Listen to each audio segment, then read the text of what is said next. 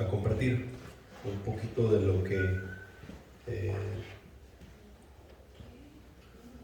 Dios tiene para nosotros en esta mañana. Aquí se quedan hoy. Quédense aquí hoy los niños. Pónganse a hacer sus anotes.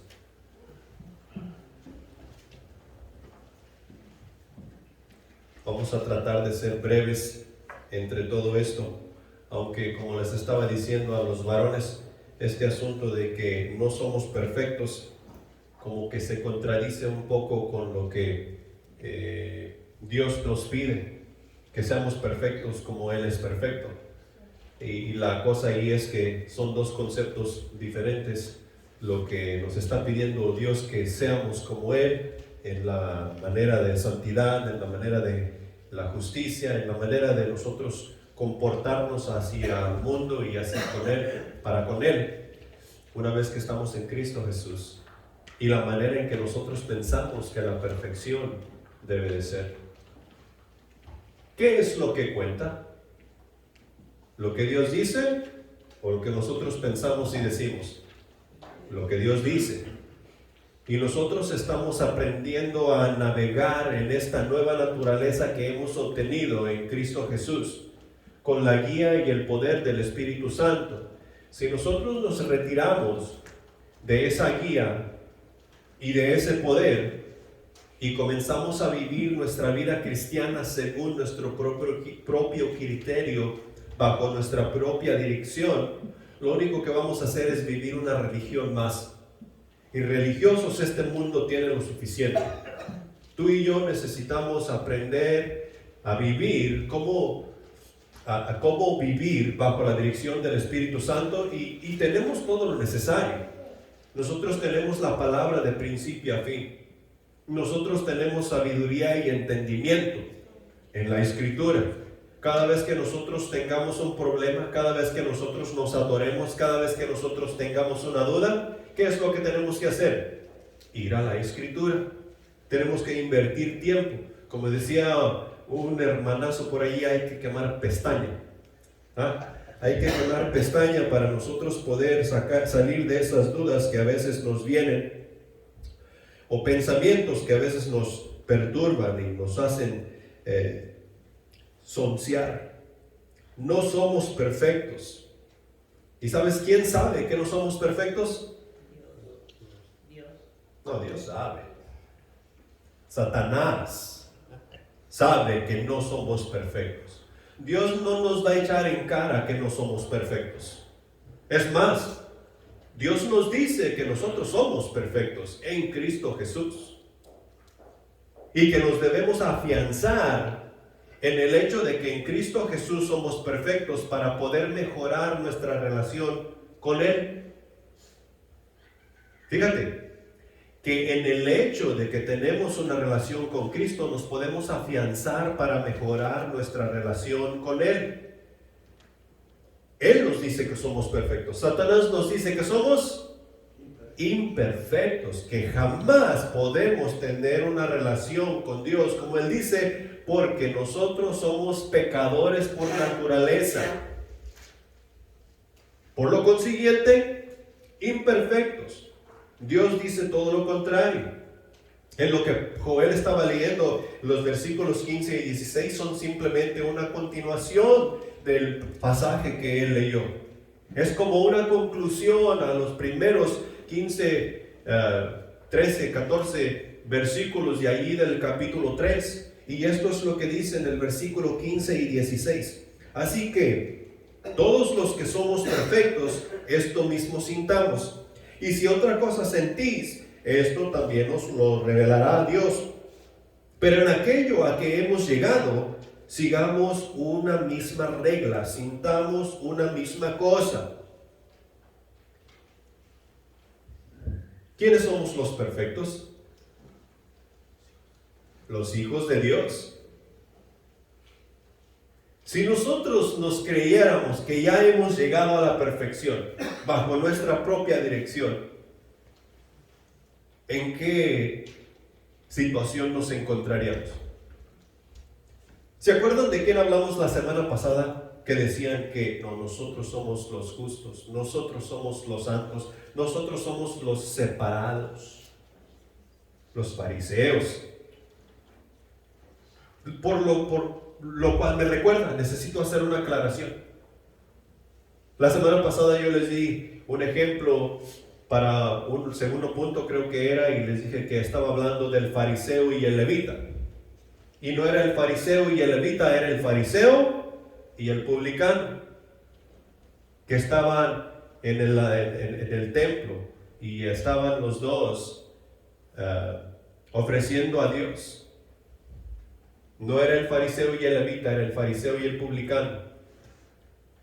Pero tú y yo necesitamos entender que no somos perfectos y la única perfección que nosotros tenemos es en Dios.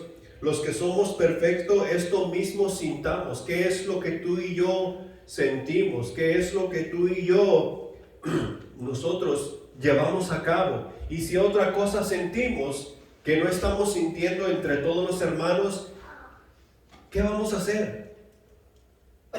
Lo que necesitamos hacer es dejar que el Espíritu Santo nos dé convicción y nos dé la dirección. ¿Qué es lo que vamos a hacer con lo que estamos sintiendo que es totalmente diferente a todos los demás? El Espíritu Santo es el que va a decir qué es lo que vamos a hacer y qué no vamos a hacer. Nosotros a veces somos muy rápidos para recordarnos que no somos perfectos. Demasiado rápidos. Excusándonos de esta manera para hacer lo que mejor nos viene en gana. O lo que mejor nos conviene. Al fin y al cabo, pues no somos perfectos. Todos la vamos a regar, todos vamos a cometer errores. O simplemente para echar en cara nuestras faltas. Todo mundo comete errores. Todo mundo la riega. Bueno, ya que la regué, pues de una vez que sea, para que valga la pena. O en su defecto, echar en cara los errores del prójimo, de la otra persona. Que para eso sí somos buenos, buenísimos. ¿Quién aquí ha cometido faltas según mi punto de vista? ¿Todos ustedes? Yo estoy apuntando. Y cuando tú estás apuntando a todos los demás. Porque para eso sí somos buenos. En Filipenses capítulo 15 nos dice así, que todos los que somos perfectos. Entonces, hay una pregunta aquí. ¿Cómo podemos ser perfectos si somos pecadores? ¿Cómo es que tú y yo podemos ser perfectos si somos pecadores? En Mateo capítulo 5, versículo 48, nos dice lo siguiente: sed pues vosotros perfectos como vuestro Padre que está en los cielos es perfecto. Como que se está contradiciendo el asunto ahí de que nosotros no somos perfectos, mas Dios nos dice en el versículo 48 del capítulo 5 de Mateo que seamos perfectos como nuestro Padre Celestial que está en los cielos es perfecto. Y nosotros tenemos que investigar, porque eso nos puede meter en algún aprieto. Cuando nosotros andamos predicando, cuando nosotros andamos testificando y nos encontramos con estas cosas como esta.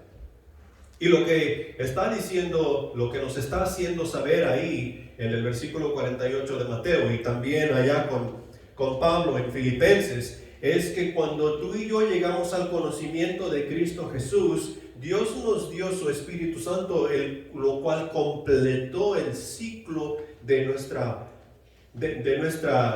cuerpo, mente, voluntad y emociones, cuerpo, espíritu y alma. Y eso está completo. Ahora tú y yo estamos completos para poder vivir esa relación con Dios. Nuestro cuerpo, espíritu y alma ahora ya son uno, lo cual puede tener el entendimiento correcto de acuerdo a las emociones, de acuerdo a la mente, lo que puede pensar, mente, voluntad y emociones, para tener una relación correcta con Dios. Y no andar con lo que yo digo o lo que tú dices, sino con lo que la palabra de Dios nos dice para poder nosotros sostener esa relación. Y eso es lo que nos está diciendo allí en Mateo. Allá en Primera de Pedro 1:16 nos dice, porque escrito está, sed santos porque yo soy santo. Lo que también nosotros decimos que somos, los que estamos en Cristo Jesús, hemos sido hechos santos mediante el sacrificio de Cristo Jesús, que nos permite tener una relación con Dios. Y si nosotros nos miramos en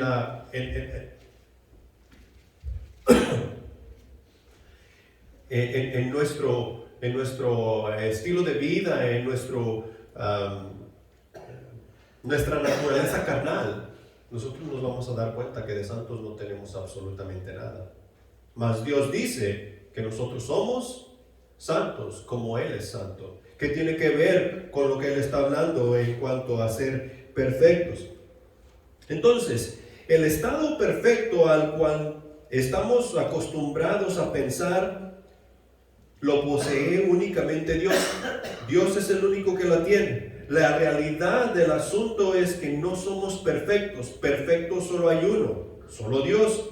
Solo Dios es santo, solo Él es justo, solo Él es perfecto, solo Él es sin pecado. Solo Dios es sin pecado. La perfección absoluta es una cualidad que solo le pertenece a Él. Como Dios es el perfecto, todo lo que Él hace es perfecto. Él es la roca cuya obra es perfecta, porque todos sus caminos son rectitud. Dios de verdad y sin ninguna iniquidad en Él es justo y recto, según Deuteronomio capítulo 32, versículo 4. Su conocimiento es perfecto. Su conocimiento es perfecto. Sus caminos son perfectos, sus caminos no tienen tacha, y ahí por la razón por la cual nos pide andar en sus caminos. Es ahí por la razón por la cual Él nos pide que nosotros caminemos con su conocimiento y pensemos con su conocimiento. La ley de Dios es perfecta. ¿Dónde está la ley de Dios? De eso hablamos la semana pasada en cuanto al reino de los cielos. El reino de los cielos está aquí. Dijo Jesús, he aquí el reino de los cielos. Él estaba ante ellos. ¿Cuál es la ley que rige tu vida? Sino la palabra de Dios, que habita en tu corazón, en tu mente. La perfección según el ser humano varía. Lo que es perfecto para uno no necesariamente es perfecto para otro. Y nosotros podemos encontrar muchos ejemplos en cuanto a la perfección. Nosotros podemos pedir una obra de arte y esa obra de arte es hecha y nos es presentada, y nosotros vamos a decir, yo voy a decir, esto está hecho a la perfección. Y puedes venir tú y decir, no, esto no sirve. Porque según lo que es perfecto en cuanto a mi criterio y tu criterio son dos cosas diferentes. El estado de perfección del cual nos habla la Escritura es en este caso lo podemos ver a través de una vida transformada por Cristo Jesús mediante el poder y la guía del Espíritu Santo. Santiago 1:27. Mas el que mira atentamente a la perfecta ley, la de la libertad, y persevera en ella, no siendo oidor olvidadizo, sino hacedor de la obra, este es bienaventurado en todo lo que hace. ¿Qué es lo que transforma nuestras vidas? Si no es la palabra de Dios. Y entre más nosotros aplicamos la palabra de Dios, más va siendo transformada esa vida del ser humano a la imagen de Cristo Jesús, quien es quien agrada al Padre Celestial. Entre más nuestras vidas son transformadas, más perfección nosotros alcanzamos para con el Padre. Y así nosotros poder estar con Él por la eternidad. de tal manera que llegará el día en que nuestra transformación será totalmente completada y seremos como ¿quién? Como Él es. ¿Y quién es Él? Cristo Jesús. Seremos como Él es y le veremos como Él es y estaremos con Él por toda la eternidad. Es lo que dice la Escritura.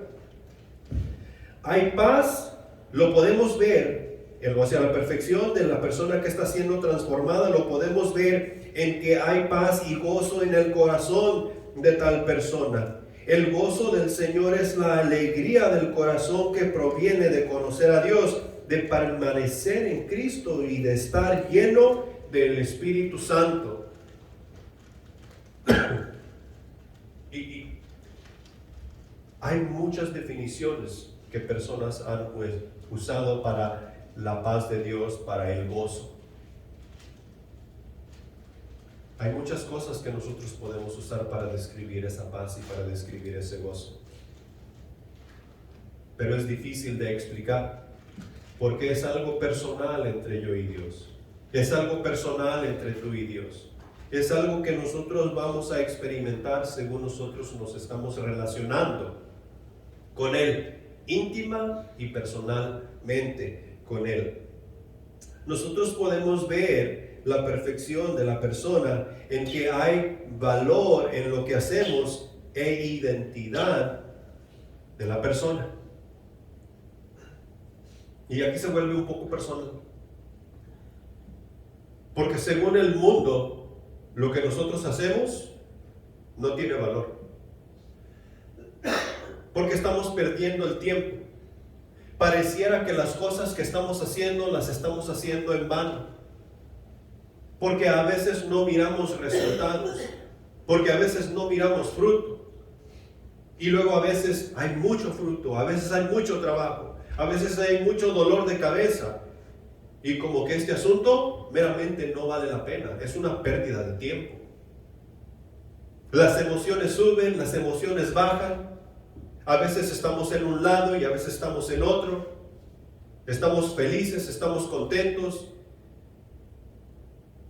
Estamos en depresión. Estamos llenos de gozo. Y como que no vale la pena.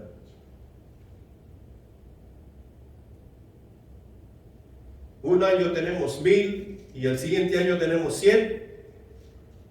Y como que no vale la pena.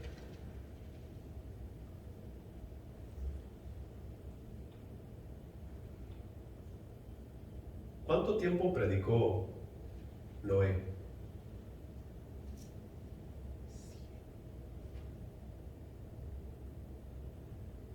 ¿Tenía valor? ¿Tuvo valor lo que él hizo para con Dios? ¿Cuánto tiempo predicó Jeremías?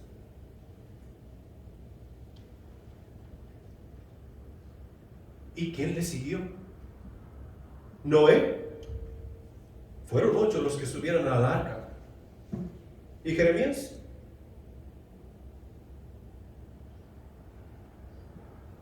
Dios le dijo, nadie te hará caso. Sin embargo, ¿tenía valor lo que Jeremías hacía? Claro que sí. Para nosotros puede ser la cosa más insignificante que la gente puede ver, o tal vez para nosotros puede ser insignificante, pero si Dios nos lo ha pedido hacer, tiene que tener valor. Por más mínimo y por más pequeño que sea. Dios nos ha pedido hacer muchas cosas, pero unas tienen más importancia que otras. Y no podemos minimizar, no podemos quitarles el valor, porque quien nos lo ha pedido hacer es Dios. Dios es quien nos ha pedido hacer esto. Entonces Dios nos enseña a poner ese valor. Dios nos da esa identidad que tú y yo necesitamos para poder hacer las cosas que Él nos ha pedido hacer. Dios nos dice que tú y yo somos hijos de Él y que porque somos hijos de Él, mediante Cristo Jesús podemos llamarle a Él Padre y por consiguiente Él nos llama hijos. Más bien Él lo dice al revés, ustedes son mis hijos y me pueden llamar Padre. O sea que nos da una identidad. Y esa identidad nos ayuda a darle valor a todo lo que nosotros hacemos. Y ya que le damos valor, le vamos dando prioridad. Allá en 2 de Corintios capítulo 12, versículo 9, dice lo siguiente: y me ha dicho, bástate de mi gracia, porque mi poder se perfecciona en la debilidad. Por tanto, de buena gana me gloriaré más bien en mis debilidades, para que repose sobre mis debilidades el poder de Cristo. ¿Quién quiere mostrarse como un débil a todo el mundo? Nadie. ¿Qué es lo que obtiene una persona que es débil al mostrarse como él es el ganador ante una multitud? Lo único que va a obtener es burla. Y tal vez hasta lo echan, hasta lo golpean.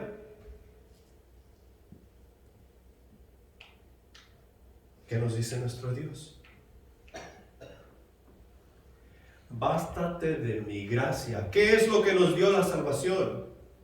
La gracia. La gracia. Por gracia sois salvos, por medio de la fe. No por obras para que nadie se gloríe. Bástate de mi gracia, porque mi poder será visto en tu debilidad. Mi poder se manifestará en tu debilidad. Y eso tiene mucho valor. No solamente para nosotros como siervos de Dios, sino para nuestro Dios, que nos está diciendo: esta es la manera en que las cosas van a suceder. Esta es la manera en que las cosas se van a manifestar, mientras tú me estás siendo obediente en lo que yo te estoy mandando a hacer. Sé perfecto como yo soy perfecto. ¿Sí? Amén. Mediante la gracia que Dios nos ofrece en Jesucristo, los cristianos se perfeccionan en la debilidad. Por la participación en los sufrimientos de Jesucristo es que somos conformados a su imagen. ¿Cuáles son los sufrimientos de Cristo? ¿Cuál es la causa por la que Cristo sufrió? ¿Qué nos vino a traer Cristo si no fue las buenas nuevas? Las buenas nuevas de salvación. ¿Qué nos pide hacer Cristo sino llevar las buenas nuevas? ¿Qué sufrió Cristo por las buenas nuevas? Burla, golpes, persecución, atropellos, la muerte. ¿Qué vamos a sufrir nosotros por llevar las buenas nuevas? Burla, atropellos, persecución y tal vez muerte. Digo tal vez muerte porque Dios no nos dice que nosotros vamos a sufrir la muerte por el Evangelio. El único que sufrió la muerte por el Evangelio fue Jesucristo. Pero es probable que nosotros lleguemos a la muerte por la predicación del Evangelio. No debemos optar eso fuera de lo que podemos sufrir. Ahora, ¿valdría la pena? ¿Sí? Entonces, punto número 1. No somos perfectos, pero hemos sido llamados. No somos perfectos, pero hemos sido llamados. Dios en su infinita misericordia ha provisto una manera para que el pecador sea capaz de llegar al arrepentimiento y así encontrar alivio para su alma y llegar a la perfección. Dios en su infinita misericordia, porque no tenía necesidad. Dios no tenía qué. Pero en su infinita misericordia provió un medio para que tú y yo pudiésemos llegar a ese punto. Y de ese punto poder partir para así nosotros hacer las cosas como Él manda. En Lucas 19:10 dice: porque el Hijo del Hombre vino a buscar y salvar lo que se había perdido. He ahí el llamado. Al hombre le faltaba algo que en el jardín del Edén se perdió con Adán. Con Adán eso fue perdido. Y he ahí la razón por la cual no podemos tener una relación con Dios como es debido. Adán y Eva se paseaban con Dios en el jardín, charlaban con Dios, ellos platicaban con Dios, dialogaban con Dios, tenían una relación. Dios cuidaba sobre ellos y ellos cuidaban sobre la creación de Dios. Después que el pecado entró en el mundo, Dios no podía cuidar de nosotros, porque hubo pecado, hay pecado en nosotros. Entonces entraron el sistema de los sacrificios para poder enmendar nuestra relación con Dios. Y ahí la razón por la cual vino Jesucristo, para que nosotros pudiésemos tener esa relación con Él. Jesucristo vino a buscar y salvar lo que se había perdido. En venir y buscar y salvar lo que se había perdido, hizo un llamado, y ese llamado lo vimos la semana pasada: arrepentíos porque el reino de los cielos se ha acercado. Para eso fue ese llamado, era para buscar y salvar todo lo que se había perdido. Allá en Pedro, segunda de Pedro capítulo 3 versículo 9, nos dice: el Señor no retarda su promesa, según algunos la tienen por tardanza, sino que es paciente para con nosotros, no queriendo que ninguno perezca, sino que todos procedan al arrepentimiento. Pensamos que a veces que Dios se ha quedado dormido, o que Dios se le ha olvidado. Tanto tiempo que han dicho que el mundo se iba a acabar, y el mundo no se ha acabado. Yo creo que a Dios se le olvidó poner la alarma para terminar el mundo. No, Dios no es olvidadizo, ni tampoco se ha cansado, ni se ha quedado dormido, sino que es paciente para con nosotros, no queriendo que ninguno perezcamos, sino que todos lleguemos al arrepentimiento. ¿Por qué? Porque Jesús vino a buscar y salvar aquello que se había perdido. La tarea la cual ahora es ¿de quién? Nuestra. Jesús nos la ha encomendado. He ahí la razón por la cual digo, no somos perfectos, pero hemos sido llamados. Hemos sido llamados. Segunda de Timoteo capítulos 25 y 26. Que con mansedumbre corrija a los que se oponen, por si quizá Dios les conceda que se arrepientan, para conocer la verdad y escapen del lazo del diablo en que están cautivos a voluntad de él. ¿Quién va a hacer eso? Que con mansedumbre corrija a los que se oponen.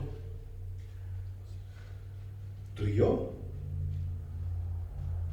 Con mansedumbre y sabiduría, tú y yo vamos a convencer a los que se oponen.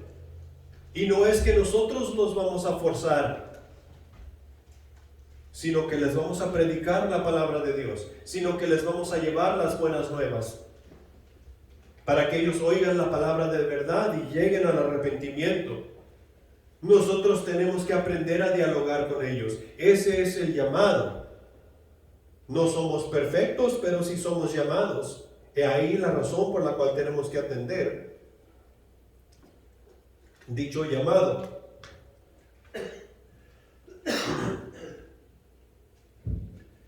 El Mesías llegó al escenario para llamar a los pecadores al arrepentimiento y mediante el arrepentimiento obtener perdón de pecados y como resultado una relación íntima y personal con Dios. Y el ciclo sigue y sigue y sigue mientras el tiempo corre. Ahora es nuestro tiempo. Y nosotros tenemos que entrenar a la generación que viene para que el ciclo siga dando vuelta y la palabra de Dios siga llegando a los corazones de las personas a quienes necesita llegar. No somos perfectos, pero sí somos llamados. ¿Amén? Amén. Punto número 2. No somos perfectos, pero tenemos una responsabilidad. El hecho de que Dios nos haya llamado al arrepentimiento y por consiguiente a llevar las buenas nuevas, nos impone una responsabilidad. Y esa responsabilidad no es que si nosotros la queremos o no la queremos. ¿Somos hijos de Dios? Amén. Tenemos la responsabilidad. Porque habemos muchos que vamos a decir, no, sí, yo sí quiero ser hijo de Dios, pero no quiero esa responsabilidad. Esta responsabilidad va de la mano con ser hijo de Dios. Entonces, ¿somos llamados? Tenemos esa responsabilidad. No somos perfectos, pero tenemos la responsabilidad. Hemos visto en nuestros estudios, que somos únicos en nuestra relación con Dios. También que nuestro mensaje es único, así como vimos la semana pasada. Ya aclaramos en esta mañana que aunque no somos perfectos, somos llamados, lo cual impone una gran responsabilidad que nos es preciso llevar a cabo en todo tiempo y en todo lugar. Los hijos de Dios han de glorificar a Dios. Los hijos de Dios han de glorificar a Dios. Primera de Pedro capítulo 1 versículos 13 al 15. Dice, por tanto, ceñid los lomos de vuestro entendimiento, sed sobrios y velad por completo en la gracia que os traerá cuando Jesucristo sea manifestado. Como hijos obedientes, no os conforméis a los deseos que antes teníais estando en vuestra ignorancia, sino como aquel que os llamó es santo, sed también vosotros santos en toda vuestra manera de vivir. ¿Cómo vamos a glorificar a Dios? Nosotros vamos a glorificar a Dios poniendo nuestro cinturón. Hay que fajarnos y pararnos por las cosas que Dios nos dice que son justas, que son correctas. Y eso va a ser difícil ante una sociedad que no quiere tener nada que ver con Dios, ante una sociedad que te va a decir esto es lo correcto, aquello es lo falso, esto es lo verdadero y aquello es incorrecto, cuando las cosas son totalmente al revés. Esto es blanco cuando es negro y esto es negro cuando es blanco. Y tú y yo nos tenemos que parar por lo que es correcto. Es como ese chiste que traen por ahí. ¿Cuántos géneros hay? Y algunos te van a decir, no, es que hay miles de géneros. Y luego tienen su fiesta para revelar qué género es el bebé que viene. ¿Y sabes cuántos colores salen? 2. O color rosa o azul. Uno de los dos. ¿El color rosa es para qué? ¿Para qué género? Hembra. ¿Y el color azul? Pero dicen que eso es nomás para el party.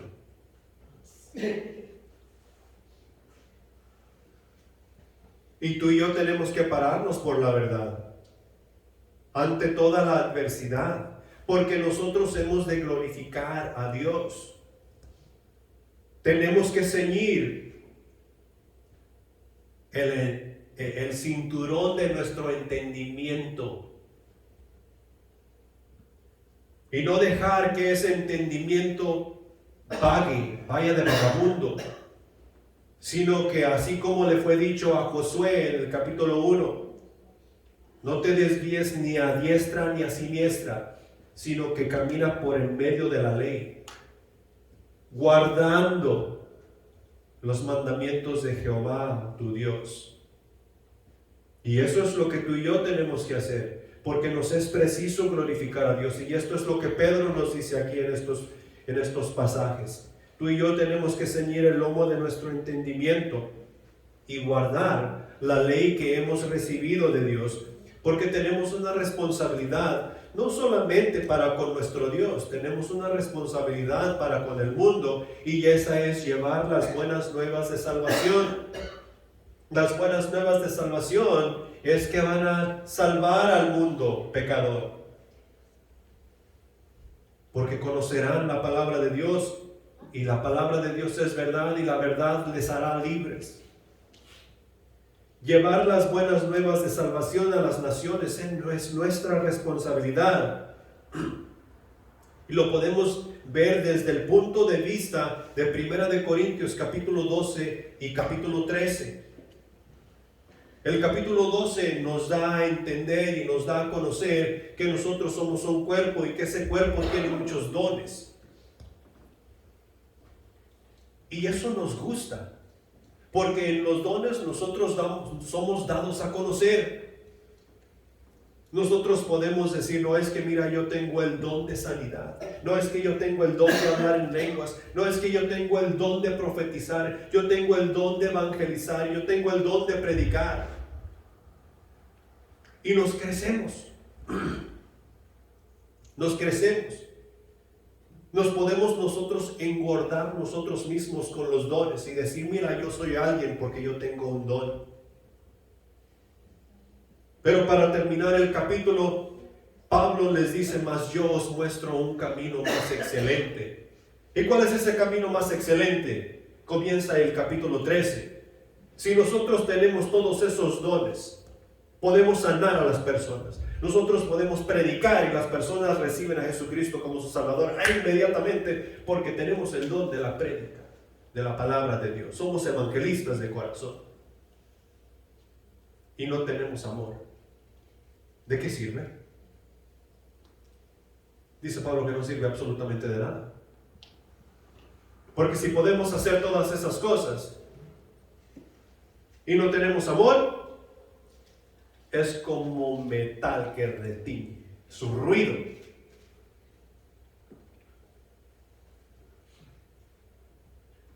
¿Qué nos enseña el amor? El amor nos enseña a Dios. El amor nos enseña a actuar como Dios. El amor nos enseña a ver como Dios. El amor nos enseña a llevar las cosas a cabo como Dios.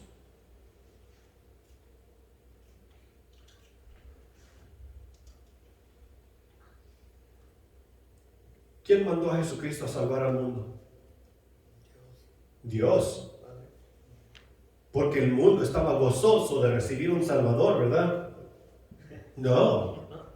El mundo no quería nada que ver con Dios. Pero Dios en su amor vio la necesidad del mundo tener un Salvador y mandó a su Hijo. Y eso es lo que el amor nos enseña. Tú y yo tenemos la responsabilidad de llevar las buenas nuevas a las naciones, pero tienen que ser llevadas en amor. O sea que nosotros tenemos que ver al mundo a través de los ojos de Dios. Nosotros tenemos que oír al mundo a través de los oídos de Dios. Nosotros tenemos que sentir lo que el mundo quiere a través de los sentimientos de Dios para nosotros poder hacer un trabajo que va a glorificar a Dios. Es cierto, podemos tener todos los dones y tal vez tenemos más de uno, pero necesitan ser ministrados en amor. Y así glorificar a nuestro Padre que está en los cielos. Y por último, en este punto, necesitamos guardarnos sin mancha delante del mundo. Vaya, qué responsabilidad. Nosotros necesitamos guardarnos sin mancha del mundo. ¿En dónde vivimos? Que no me digan, en Livingston, Texas. No, vivimos en el mundo. Mas Dios nos pide vivir o mantenernos sin mancha del mundo. Lo cual parece irónico, así como nos pide ser perfectos, sabiendo que no somos perfectos. Guardémonos sin mancha del mundo. Nosotros necesitamos vivir en el mundo porque aquí es donde está la misión que nosotros llevamos a cabo. Pero nosotros necesitamos recordar que en Cristo Jesús somos transformados de gloria en gloria. Y esa transformación comenzó el día que recibimos a Jesucristo como nuestro Salvador. Esa transformación terminará el día que Jesucristo venga o el día que nosotros caduquemos en esta tierra. Mientras tanto, esa transformación necesita estar en proceso. No nos conformemos a este mundo, sino que dejemos que la palabra de Dios transforme nuestra manera de pensar, transformando así nuestra manera de vivir.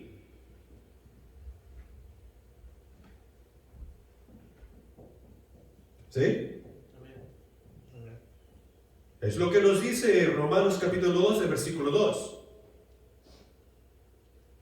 Porque la manera en que nosotros pensamos, esos son los pensamientos que nosotros desarrollamos y los convertimos en acción. Tú no estás pensando, si tú estás pensando, ok, saliendo de aquí voy a guisar un huevo y voy a comer un huevo para la noche. Y resulta que cociste carne. Tú no lo haces eso. O sea, tú no dices voy a guisar un huevo y resultas guisando carne. Tú no haces eso. Tu pensamiento es lo que tú llevas a cabo. Si tú dices voy a guisar un huevo, adivina qué es la acción que tú vas a llevar a cabo. Vas a guisar un huevo. Y así todos los pensamientos. Es lo que está diciendo Dios. No dejes que el mundo transforme tu mente, sino que transforma tu mente por medio de la renovación de tu mente, por medio de la palabra, para que así tus pensamientos sean llevados a acción y esa acción glorifique a nuestro Padre que está en los cielos. Y entre más nosotros dejamos que la palabra de Dios transforme nuestras mentes o conforme nuestras mentes a la imagen de Dios, nos vamos a mantener sin mancha del mundo.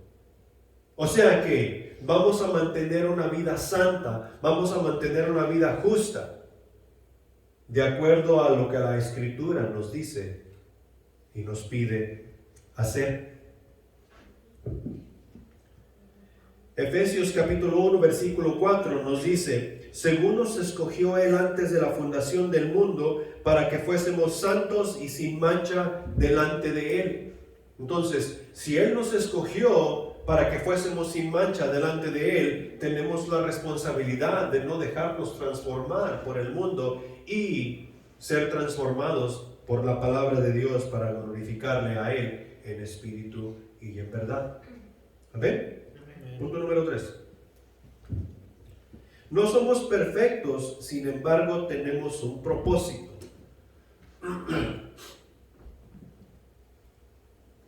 Somos llamados. Ese llamado nos lleva a la responsabilidad. Nosotros reconocemos que tenemos una responsabilidad, lo cual nos da un propósito en el cual enfocarnos para así nosotros poder lograr aquello que Dios nos ha mandado hacer.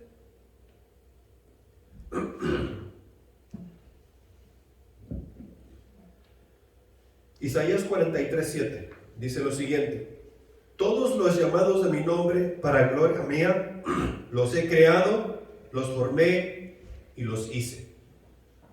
Todos los llamados de mi nombre para gloria mía, los he creado, los formé y los hice. ¿Para gloria de quién? Para gloria de Dios. Para gloria de Dios fueron hechos, para gloria de Dios fueron formados, para gloria de Dios es que existen. ¿Y quiénes son esos? ¿Quiénes son esos llamados de Dios? Nosotros. Nosotros somos esos. Por lo tanto, el propósito fundamental del hombre según la Escritura es simplemente glorificar a Dios en todas las cosas que tú y yo hacemos, pensamos y decimos. Todas. Salmos 100, dice lo siguiente: Cantad alegres a Dios, habitantes de toda la tierra. Servid a Jehová con alegría. Venid ante su presencia con regocijo. Reconoced que Jehová es Dios. Él nos hizo y no nosotros a nosotros mismos. Pueblo suyo somos y ovejas de su prado. Entrad por sus puertas con acción de gracias, por sus atrios con alabanza. Alabadle, bendecid su nombre, porque Jehová es bueno, para siempre es su misericordia y su verdad por todas las generaciones. No necesita explicación. Nos está diciendo exactamente lo que tú y yo como hijos de Dios nos es preciso hacer en cuanto a nuestro propósito, es glorificar a Dios. Hemos dicho una y otra vez que nosotros como centro de vida, el propósito nuestro es servir, evangelizar y discipular. Y cuando nos dedicamos a hacer esas cosas, estamos honrando y glorificando a Dios, que es precisamente el propósito que nos ha dado para nosotros llevar a cabo y llenar así lo que Él nos pide hacer. Entonces, nosotros no somos perfectos, pero somos llamados. Y el llamado nos lleva a la responsabilidad nos lleva a un propósito, y ese propósito nos lleva a estar ocupados en lo que Dios ya nos pidió hacer, y así poder nosotros glorificarle en todo tiempo y en todo lugar. En conclusión, nosotros podemos decir que no nos podemos dejar llevar por nuestro propio impulso. Al dejarnos llevar nosotros por nuestro propio impulso, estaremos faltando a la glorificación que necesitamos hacer para con nuestro Dios en nuestro diario vivir. Hemos recibido la sabiduría de Dios. Hemos recibido el poder de Dios. Cuando obtuvimos la salvación en Cristo Jesús. Dejemos que Dios nos revele y nos confirme la senda de nuestras vidas.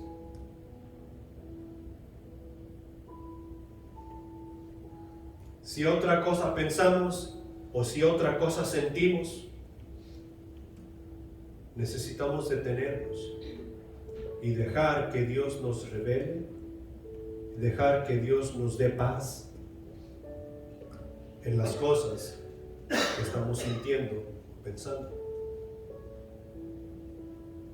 Porque Dios no nos dará un doble pensamiento. Dios nos dice que sintamos todos una misma cosa.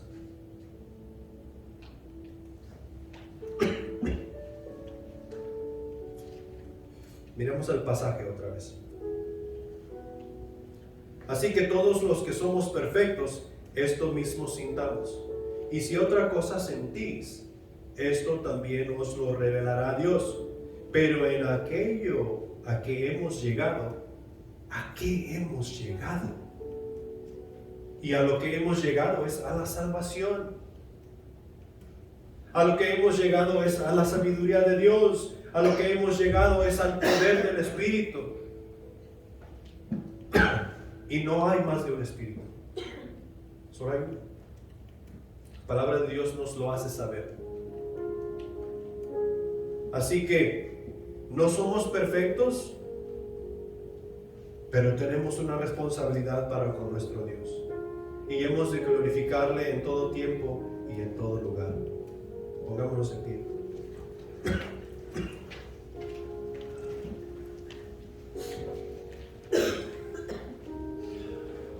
Vamos a orar para despedirnos.